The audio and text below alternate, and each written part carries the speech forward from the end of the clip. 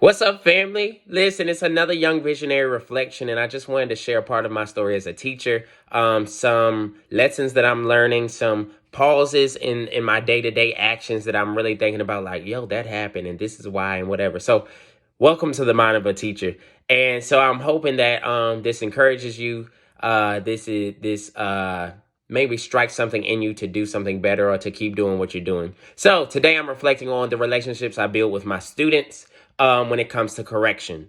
Today I had to correct a student, and it just made me so grateful for my relationship with my mother, because I remember my mom. First of all, if you have a good mother, you already know correction comes with it.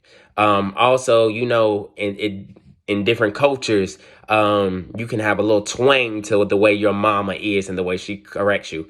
I am African American. I got a black mama, and if you know any black woman, you know that when they're in the moment, they will get you all the way together, and that's exactly what my mom does. And when I was growing up, I remember this one moment where she didn't have to give me a whooping.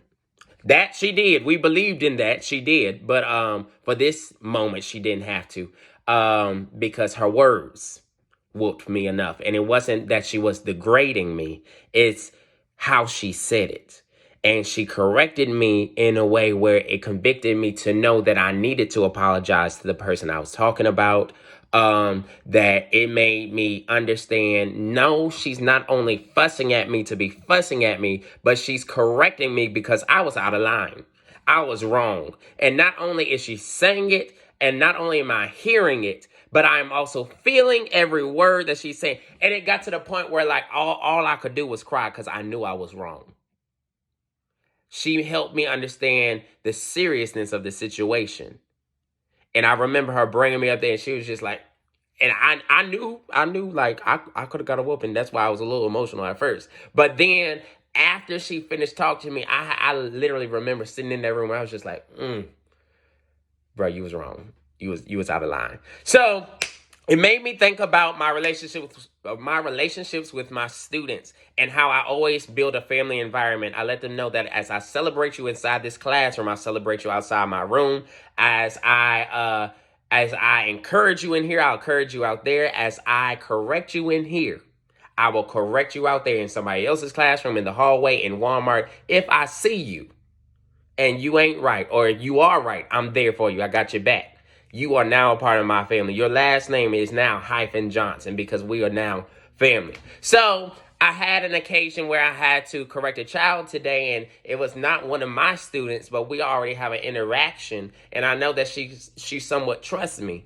And I was coming down the breezeway on my planning, and I heard an argument between her and another student that was just really not appropriate at all. But the teacher was somewhere else, and I was just like, yeah, let me go ahead and pull this aside, because if I have the authority of teacher, if God has trusted me to be a teacher, if my principals trusted me to be a teacher, I should still be walking in my authority, even when it may not be my responsibility or my written down responsibility to do so. It's always my responsibility to carry my authority in the proper way.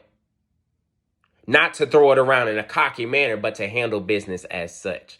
So I pull her aside, and I was like, can I talk to her real quick? And what I realized was, where I've grown from my first year was, like, I could always be like, oh, I know you did. I know you did. Like, we could show out here. Like, I can show my character. Like, I can show out of my character to let you know that I'm frustrated and that you're wrong. But it didn't take that this time, and it doesn't take that every time.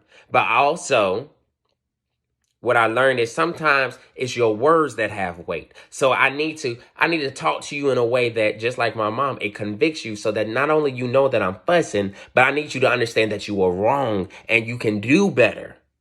And I was talking to her today, and I asked her who she was, and who I knew who she was. I asked her how she wanted to be viewed as a person.